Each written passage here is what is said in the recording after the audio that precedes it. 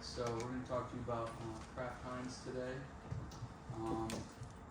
Starting off, I'm going to cover the vision and mission of Kraft Heinz as a company. he's James. I'm Caleb. Evan. I'm Anthony. Jerry. And I'm Lynn. So this is Kraft Heinz mission statement. I'm not going to read it for you.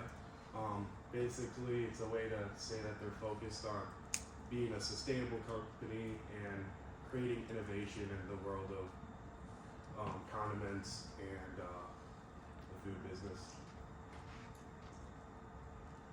And this is their vision statement that is a very straightforward and concise way to say that they're trying to do that in just one sentence. So yeah, it's to be the best food company growing a better world. So yeah, I'll leave it for you. And this is going to be our target market. Start off with some demographics.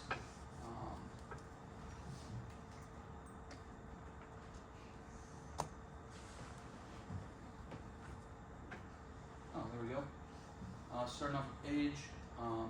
Obviously, we're going to segment who we're advertising to based on age. Certain products are going to appeal to certain groups. The next is income. Certain products are going to appeal to certain income brackets. This is real fun. I'm never using that. It's not the camera.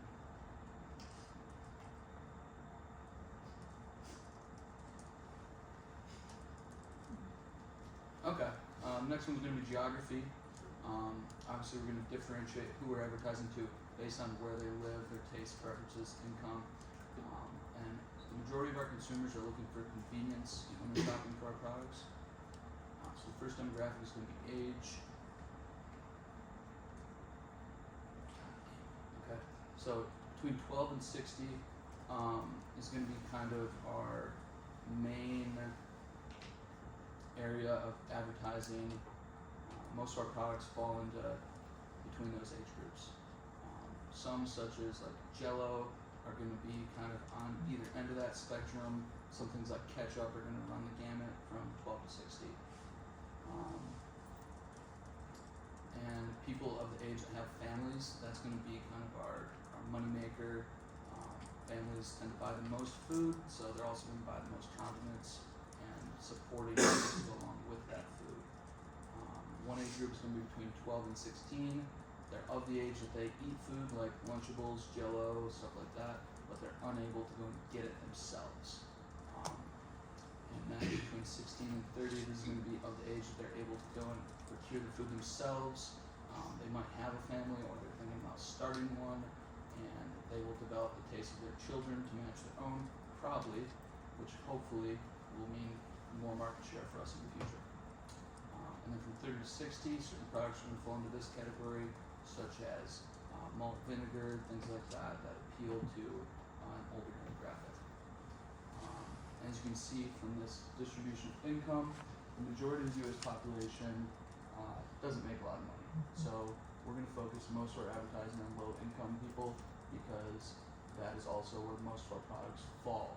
I mean, some things are like ketchup, everybody eats ketchup, but a lot of our products appeal to lower income consumers, so the majority of our marketing should go to that segment of the market.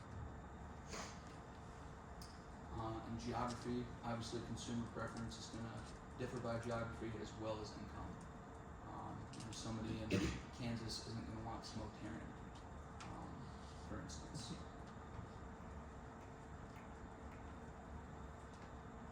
This is so weird. Okay. So we serve about 200 countries, and obviously the tastes and preferences of the individuals and consumers in those countries varies greatly. And we're going to differentiate who we're advertising to by area and income, as certain areas have certain demographics of income and taste and preference.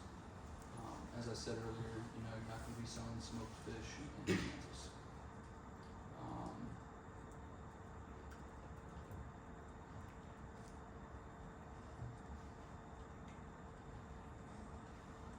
Here we go. A major demographic that we're going to be advertising to is customers that appreciate convenience. The majority of our products fall into the convenience category. Even ready-to-eat meals that are like healthy food also can fall into the convenience category. Starting off with Lunchables, obviously that's going to be advertised more towards the younger demographics, the lower income demographics, and it's strictly a convenience item. Same thing with Taco Bell. If somebody's on the way home from work, quick meal for the kids, don't have to worry about it much. Ready-to-eat meals such as Primal Kitchen, which is like a HelloFresh type meal service, but for a slightly healthier demographic. In product positioning, we're going to use targeted mobile ads, and we're going to base who we target those mobile ads to based on information from big data companies. Some products are going to, be differentiated based on who wants them. Obviously, tomato ketchup, that's going to appeal to about everybody. You can have it in almost any grocery store, but we're going to try and have that from about 5 to 6 feet on the shelf, because that's where our target market for that is going to be looking for it. Same thing with Grey Poupon, although that's going to be advertised to a slightly older demographic, whereas Lunchables or Jell-O we're going to want low on the shelf so that they're noticed by the people that will want them. And finishing off with, we're going to try and position our products in front of families, as I believe that would be the most profitable course of action.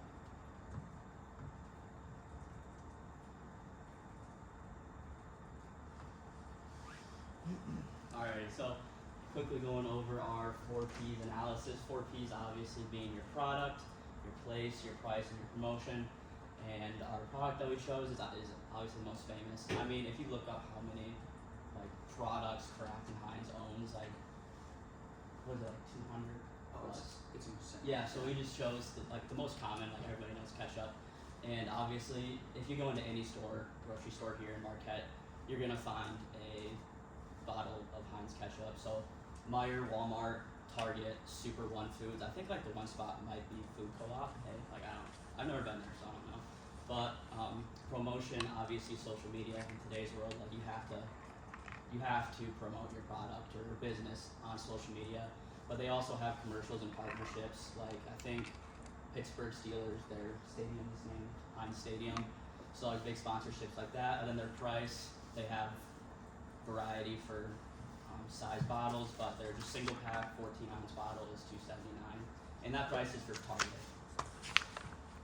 And the competitor would be Hunt's Ketchup, and a place where you get Hunt's Ketchup is, this is a little bit more, I guess, rare. You're not going to find many Hunt's Ketchup.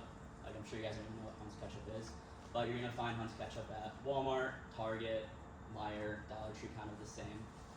And promotion is social media and commercials, but I feel like they just don't do a good job promoting, because I'm sure none of you guys have heard of their brand. But they are cheaper. For a larger bottle, it comes at a cheaper price of $1.62, and that's at Target too. Kraft Heinz SWOT analysis. The strength, weaknesses, and opportunities and threats.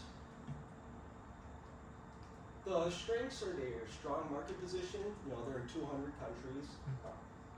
Their diverse product portfolio. They own enough. Their research and development. They're always trying to see what they can do to make a product better. Their quality, their flavor, packaging, and their large distribution network. We're in 200 countries. It wasn't too long ago. They just spent $400 million on a new distribution center. Their weaknesses, they can be product recalls. The product recalls, they can damage a brand's reputation, and it lowers a customer's trust.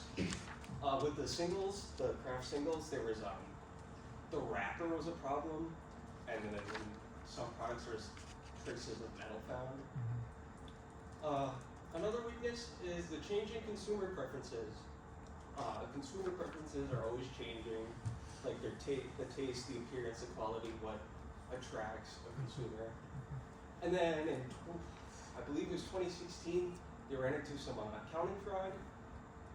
They were maintaining false contracts that and they recognized unearned discounts.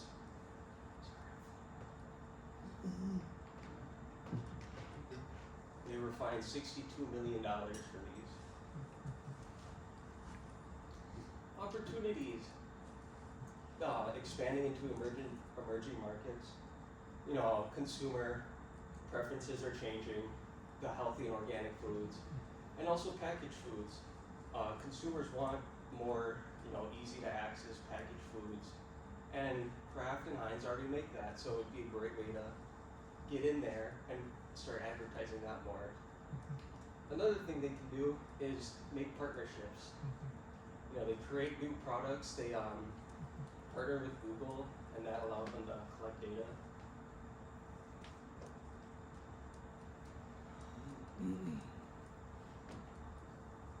Threats to Kraft Heinz. Competition expansion. The competitors, they're always trying to improve their quality, their brand, their marketing, and their price. And with rising labor costs and increasing federal minimum wage, that's going to increase labor costs.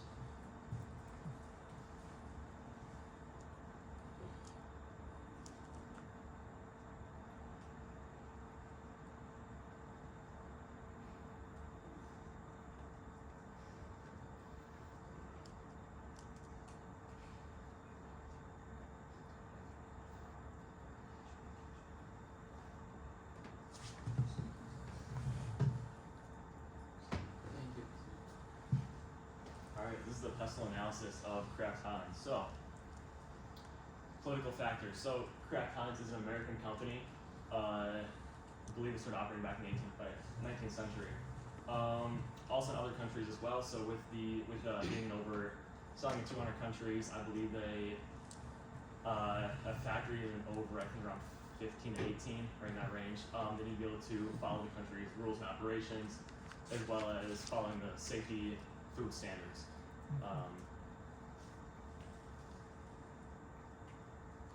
Economic factors. So, right now they're in a bit of an upturn from the COVID pandemic. Sales are going pretty high right now. Company is growing, it's spiking, it's doing really well.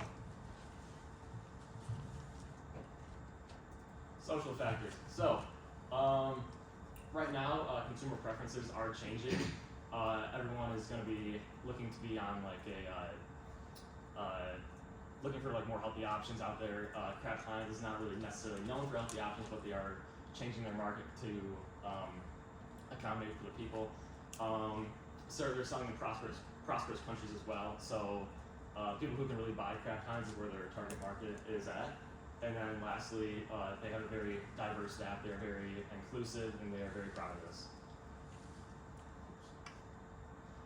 Technological forces. So right now, since they're such a mega company, they have advanced manufacturing. They can really get products out there.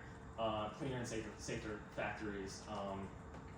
They're really good at this, and then better packaging, so make the food last longer, taste better, really. And then legal forces. So they have very strict food and safety regulations. Like we said earlier, they can really get the hammer put on us for being such a mega company, having so much food out there. Labeling and advertising. So they need to be really strict about this too. They can get a lot on them about labeling wrong. And then labor laws. So again, they're very big. Do not want to cross that. And then our last one, environmental forces. So they need to be very sustainable. Right now, they are using coal and not a lot of environment-friendly energy. Climate change can be very big for them. So their two biggest resources are going to be the dairy products and then their tomatoes. So climate change can really affect that. And then finally, their waste management. They need to be on top of how they use their products and where they're going. We talk about marketing trends. The main one that's been coming up is health and sustainability of products. Since 2016, laws and regulations have been changed, so manufacturers have to put exactly what they're putting into these foods. And then because of COVID, many people across the world have been more focused on their health.